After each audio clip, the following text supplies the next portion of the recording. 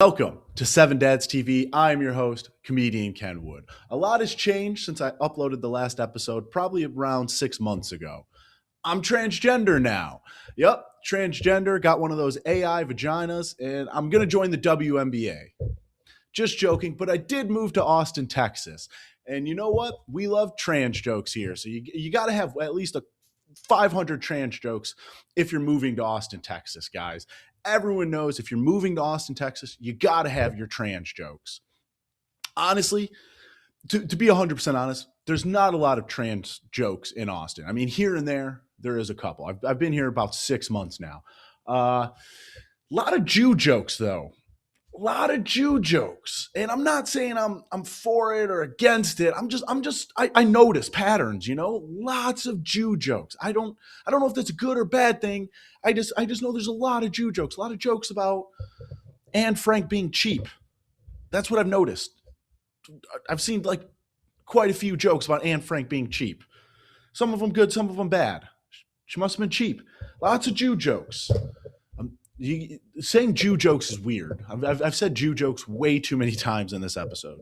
Say that 10 times fast. Jew jokes, Jew jokes, Jew jokes, Jew jokes. Okay, moving on. I just got a job for Fox News right there. Okay, moving on. Okay, but no, Austin is awesome. I know a lot of comedians are thinking about moving to Austin. I've been doing comedy about 7-8 years, and Austin's awesome. It was either New York, LA, or Austin, in my opinion. Fuck Chicago. Chicago's like a glorified Detroit. Like the homicide rate is higher and you just get better pizza out of it. Fuck Chicago. I have visited Chicago. It's, did have an amazing egg sandwich there.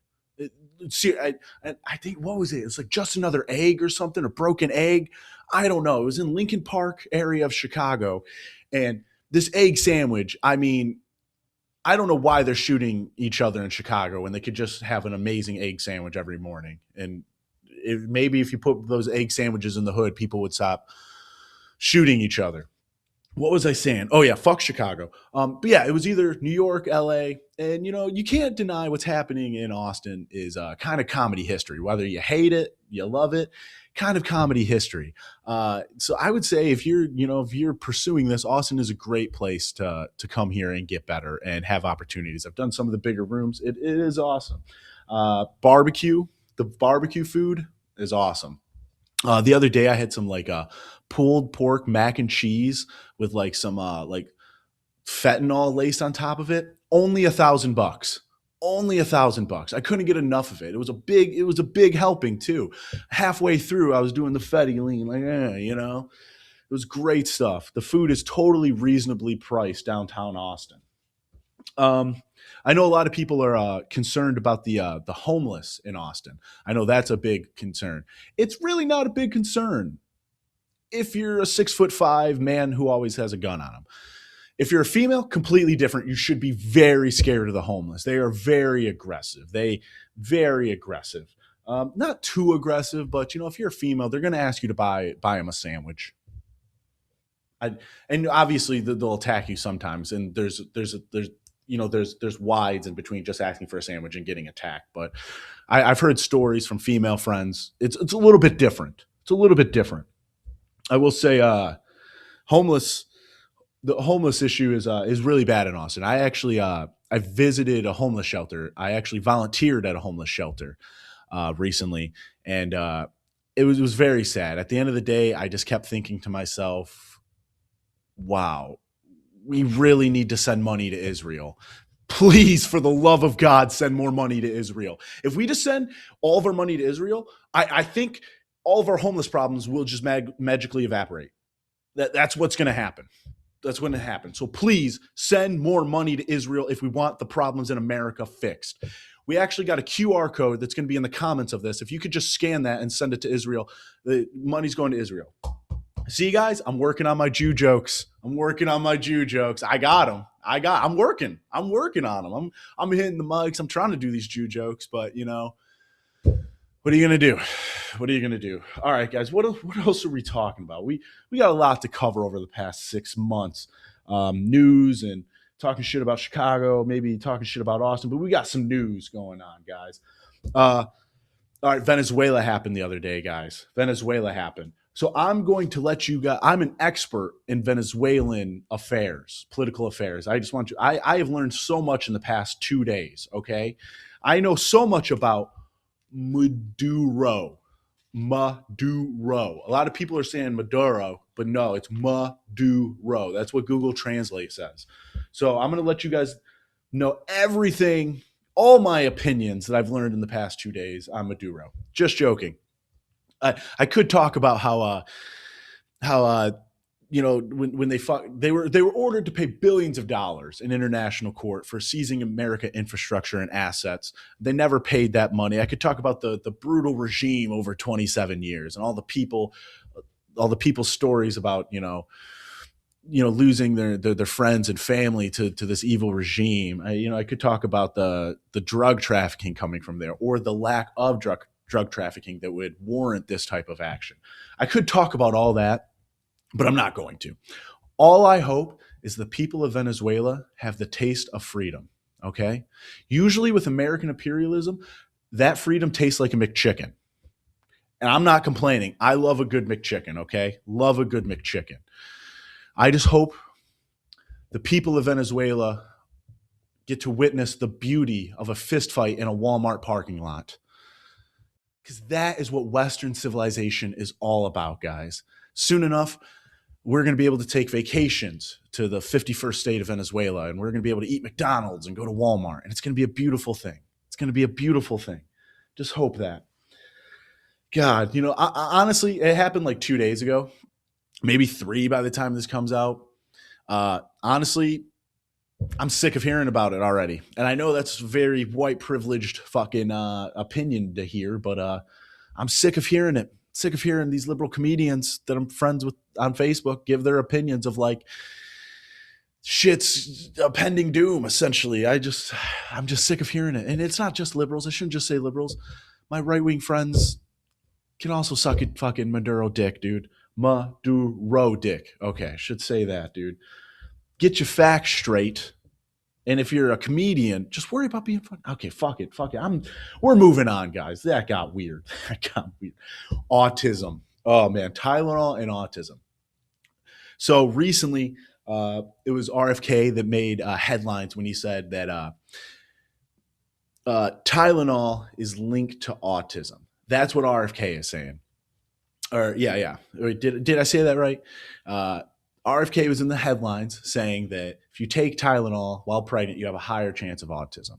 And that is stupid, okay? If you think autism is caused by Tylenol and not caused by global elite lizard people putting autism directly in the tap water, you need to do your fucking research, okay? You are ignorant. Realize Tylenol is safe, but realize there are global elite lizard people running the country, making everyone autistic. And that's why there's been a huge explosion in the Austin comedy scene, because autistic people love comedy. Learn your facts, libtards. Seriously. I'm getting sick of this stuff. I know what I'm talking. All right, moving on, guys. Oh, God. Seriously though, there's some great autistic comedians that I know that I'm just like, why is everyone mad about this? Why aren't more people trying to be autistic? Okay, it's great. And if you're a comedian and you're not autistic, don't say you're autistic, okay? And if you're a comedian who's watching this and you know that I had a joke about me being autistic and I'm not really autistic, just know that comedy is hard. Just joking, guys. I've never had a joke where I said I was autistic. Yeah, I did. Okay. Epstein files. Let's talk about Epstein files. Got to work on those Jew jokes. Now that I'm in Austin, got to work on those Jew jokes. But the Epstein files, man. Okay. Epstein Island was the original Love Island. Okay. But all the contestants had blackmail tapes, and the only grand prize was a sponge bath from Bill Clinton. That's it. Americans are only obsessed about Epstein Island because we love reality television, man. And you put a little drama on a beach, maybe like X on a beach or something like that, and we can't get enough of it, guys. We absolutely can't get enough of it. So yeah, Americans only care about Epstein because they love reality television. It's not because a global elite pedophile ring was uncovered, and we all know that there's something up, but we all know it's not because of that. Not because of that at all. I think Epstein, and I'll be honest, when the Epstein files finally do come out, I expect that there to be some innocent names in there. As someone who loves networking, I would probably be there. I wouldn't participate in the extracurricular activities, but you know what? I like to network. I'm a big, I'm a big guy. I like to hang out at the water cooler. I like to fucking, I'm a big networker. If you caught me at a P Diddy party, I'd be networking, dude. There's some very amazing entrepreneurs at these places. You're not going to network. And here's the thing about Epstein Island. You can call Epstein Island whatever you want, but Stephen Hawking was there. So that means Epstein Island was wheelchair accessible. Got to respect that. You got to respect that. I know comedy clubs that aren't wheelchair accessible. You tell the pedophile island can be wheelchair accessible. What's your excuse, comedy club? Jesus. Jesus. Oh, okay, guys. I thought this was funny. I read a quote from Donald Trump. That said, he is, or what was the quote? The quote from Donald Trump said that he has done most of any president for the black community since Lincoln. Let's be honest, guys. Riley Reid has done more for the black community than Donald Trump, okay? They should make statues of that girl for what she's done for the black community. I mean, she and you think that's ignorant? She has a rap where she says the N-word and no one really cares. No one really cares. And if you don't know that Riley Reid has an app that says the N-word, then you probably have a way cleaner search history on the internet than I do. Because, holy shit, she's just saying the N-word and doing her thing. And you can find an 8-hour loop of it on YouTube. It's crazy. God bless this country. Okay, we're moving on, guys. Bill, the comedy festival in the Middle East. Comedy festival in the Middle East. That happened. A lot of people were pissed. Some of my favorite comedians went over there. I'm not going to go too deep into sucking these blood sucking princes off or whatever, but blood suckers. I don't know. The comedy festival in the Middle East, though. Everyone's pissed off about the comedy festival in the Middle East. And I know a lot of people gave Bill Burr a lot of crap for going to performing comedy over in the Middle East. And here's what I'll say. Bill Burr is my favorite girl on The View, okay? As long as Bill Burr is flicking his bean with the gals on The View, he can do whatever he wants, and I'm going to support him, okay? He can support Luigi and say that free Luigi on a late night television and then go perform stand-up comedy for an evil, brutal regime that tramples on human rights. But, hey, he was so good on The View, right? He was just sitting there flicking his bean on The View. Just, you know what I'm saying? He was so good on The View. So good on The View. So good on The View. Bill Burr on The View, that's what he's going to be remembered by, okay? 40 years down the line, after I get home from an open mic, because I'm never going to make it, I'm going to sit down with my grandkids and I'm going to say, you guys know that Bill Burr was on The View? And my grandkids are going to say, who the fuck is that? And then I'm going to show them. Bill Burr on The View. And then they're going to get taken away from Child Protective Services. Okay, moving on, guys. Oh, God. Okay. This one hurts. This one hurts. One of my favorite rappers, Wiz Khalifa, okay? Wiz Khalifa was arrested in Romania for smoking weed on stage at a music festival he was booked at. Yes. Wiz Khalifa is going to spend 9 months in a Romanian jail. The only thing that's black and yellow is going to be his booty hole. Let's be honest. Wiz Khalifa, you are not going to do well in a Eastern European jail. To be honest, is Romania in Eastern Europe? I don't even know. Hold on. Is Romania in Eastern Europe? Yeah, it's widely considered. Why is it widely considered? It's either, yeah, though it's geographically located at the crossroads of Central Eastern and Southeastern Europe, often included in definitions of the broader. Okay, yeah, all right, cool. See, this is. I'll be honest. I didn't know that. I said Romania was in Eastern Europe. I didn't really know for a fact. This is why Americans need war, so we can learn where this shit is. I now know a lot about Venezuela. That would have never happened without American imperialism. So I'm gonna eat a McChicken tonight and then salute the flag. Yeah. All right. Next one about Nicki Minaj. Yeah, I know. Wiz Khalifa, Nicki Minaj. It's 2013 again, guys. It's 2013. I got a green Swisher rolled up. I'm going to throw on a snapback after this and then listen to Kid Ink. Maybe some Kid Cudi after that. Maybe some old Logic. Some old Logic. We're talking young Sinatra. Okay, we're young Sinatra Logic. I'm going way off too. I just got to give a shout out to my boy Logic. I like the white half of him. Just joking. Okay. Nicki Minaj, though, guys. Nicki Minaj. Okay. So Nicki Minaj has got into some trouble with some liberals. I don't know if you guys have seen, but there is a petition for Nicki Minaj's deportation out there with 70,000 signatures. Okay. Isn't it amazing that when a brown person comes out as MAGA, liberals treat them like they're the KKK? Like seriously, like you want to get Nicki Minaj deported for having certain political views? I mean, don't get me wrong. I want Nicki Minaj deported, but that's just because she's brown. At least my ignorance is consistent.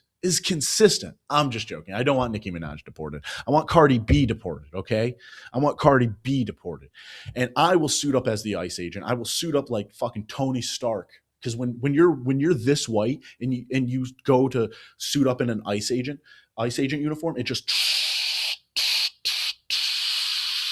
and you become a super fucking robot ICE agent. I will break down the door of Cardi. Okay, I can't really say that. That sounds like a threat.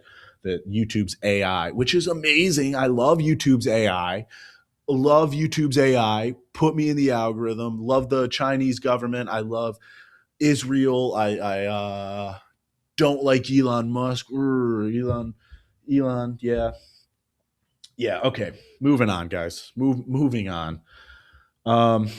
Andy Dick. Yeah, goddamn, dude. This is 2013. Wiz Khalifa, Nicki Minaj, and then Andy Dick. Okay, I loved Andy Dick growing up. Okay, he was on that assistant show on MTV. That's how I found out about him. I know he's a piece of shit. I get it. Totally get it. I've heard all the stories. I have and I get he's a piece of shit, living on the streets, homeless, not funny anymore.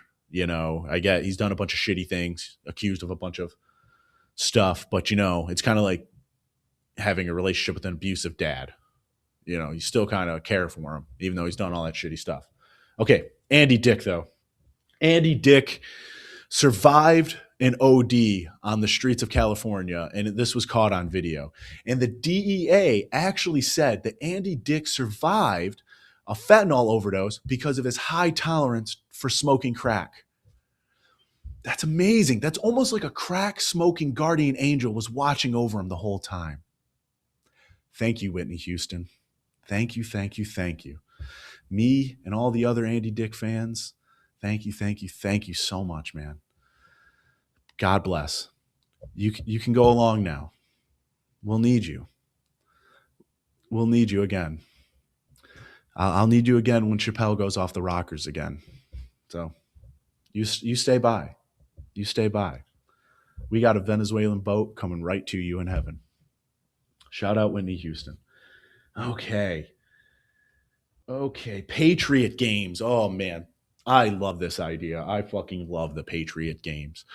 Absolutely love the Patriot games. If you guys don't know, Donald Trump announced a 4-day athletic event called the Patriot Games, where a female and a male from every state are going to have competitions to showcase American pride, showcase American athletics. And I love the idea of the Patriot Games. We just need to raise the stakes a little bit, okay? The winners, they should be the king of Venezuela for a day or two. Like just a day or two, just to see how it is.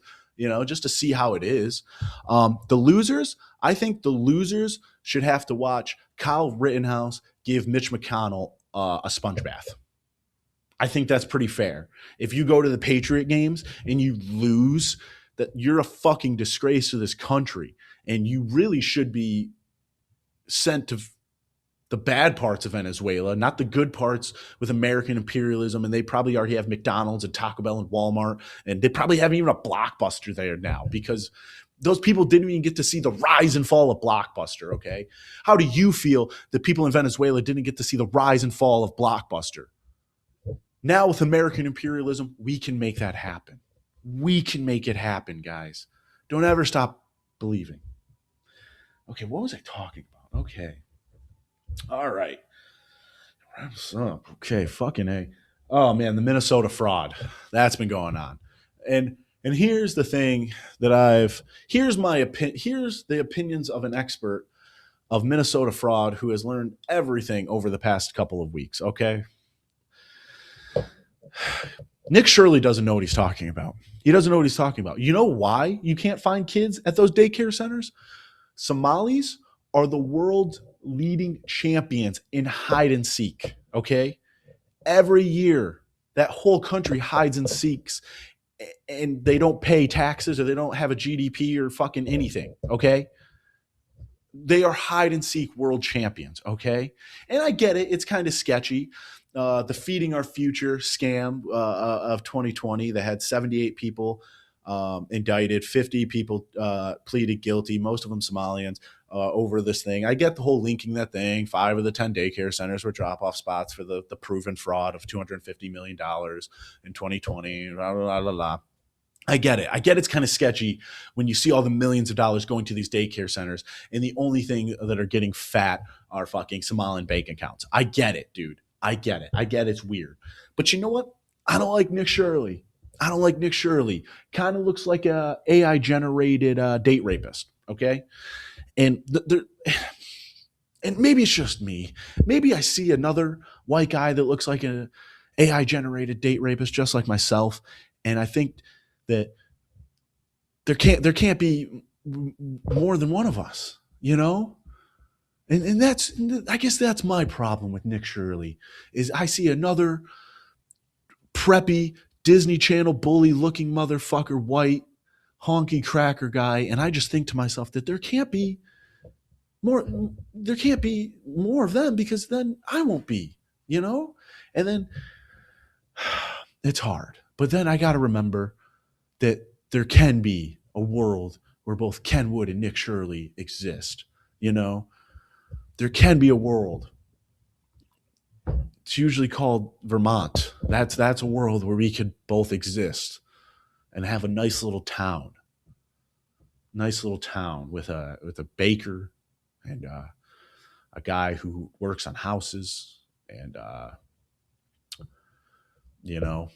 20,000 Haitian immigrants just dropped down on top. I don't know. Maybe a meta AI data center shoved in the middle, 20,000 Haitians. I don't know what qualifies as true American anymore. Who knows? Okay. All right. I'm going to start wrapping these up.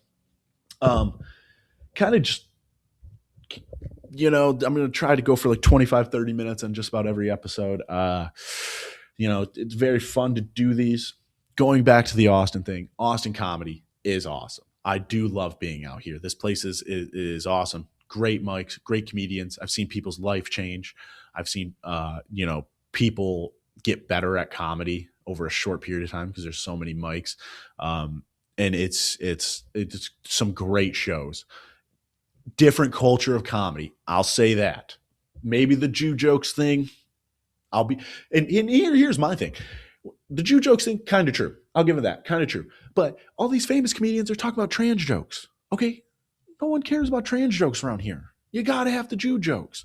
But other than that, it's amazing how the Austin comedy has we're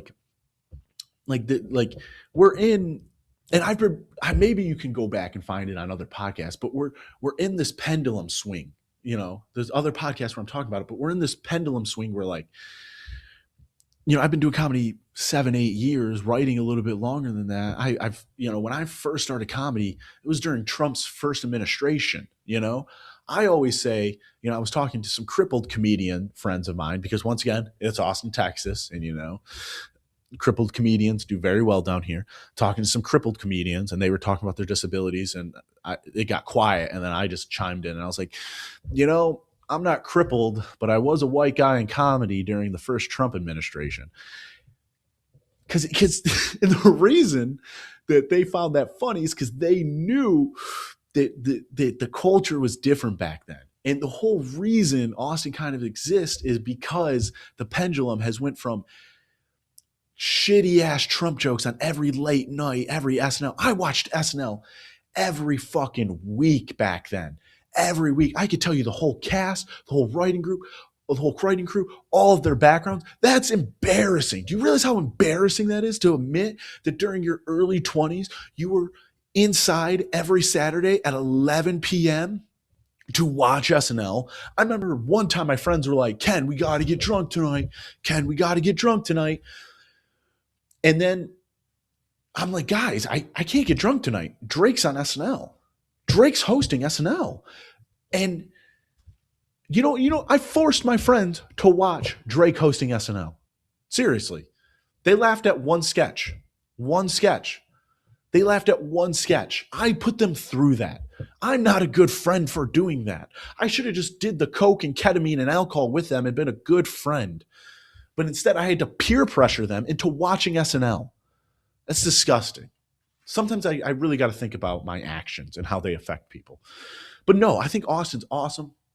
I think it would be fair to say that it is kind of a counterculture. Because there are people that I know that hate Austin, that have never been here. And that to me is kind of awesome. Because if you hate it, don't ever come. And if you do come, you're more than welcome. Just fucking vote like Texas has voted for the past fucking 100 years so we don't turn this places into the place I don't want to fucking move to. That's all I ask. That's all I ask. That's all I ask. God damn, my hands are big. Look at those fucking alien hands. Jesus. Look at that. Okay, I don't know why I'm doing that. But yeah, I think Austin is awesome for young, aspiring, young comedians inspiring comedians who, just want to take it to the next level. Like I said, I've watched people's lives change. I mean, I feel like I've been out here 6 months and I feel like I've gotten so much better at stand-up. I really do. I think coming out here, being the first couple months, very validating, doing some of the bigger rooms, doing Don't Tell Comedy, doing the Mothership, doing, Banana Phone, honestly, Banana Phone, probably the best show in Austin, Texas. Heckle Mike, great fucking show. And doing some other big rooms. Like this place is awesome. I think one of the biggest things is the crowd. I think the crowds are different. I think crowds here, they realize that people have moved here to pursue comedy. So in Detroit, when I would go up, I would feel like people go, oh, this guy's a comedian, but he probably, does Xanax and is a line cook. Out here, people look at me as a line cook who does Xanax, who is an inspiring comedian, and they're ready to laugh, They're ready to laugh. And you gotta fucking love it, man. I absolutely love it out here. So if you're thinking about moving to Austin, I think you should do it. People say the scene's oversaturated. They haven't seen oversaturated yet. They haven't seen oversaturated yet. My only really negative about the Austin comedy scene is it's such a new big scene that is exploding. And I'm hearing the stories of how the scene has developed over the couple of years and how how it has structure now. And even with saying that it has a little bit of structure, I would say that a lot of people out here don't know how to truly run a show or run a normal shit show, like a normal fucking open mic, and turn it into actually something that people want to go to, and then comedians. And I get it's kind of hard, but there's some very amateur show running when it gets to these open mics, at least when you take the next step up and you start doing some of the bigger rooms, there's not some of the problems that I've seen. with just advertising, recording like equipment malfunctions, not knowing how to truly run the show, advertise the show. Um, and that makes me feel appreciative of my time in Detroit, because so there's some great open mics in the Detroit area. And even shout out Dave Crumbly in Toledo. Yeah, we're giving Dave Crumbly a shout out at the end of this episode. That man takes rooms that other people would run to the ground and gives a great show. He's told me that he spends money on running these free shows. It's insane. But when you can pack out a pizza parlor for comedy on a Sunday night, or his Tuesday room at Chevy's, always a banger show. That man knows how to run a show, advertise a show, get people to go, get it flowing, have things flow smoothly. And being out here, I appreciate people like Dave Crumbly, because a couple weeks ago, I go on stage in an outside mic. I'm hearing music playing. I'm thinking it's a car next to me because it's right by the highway. So I'm like, the music playing.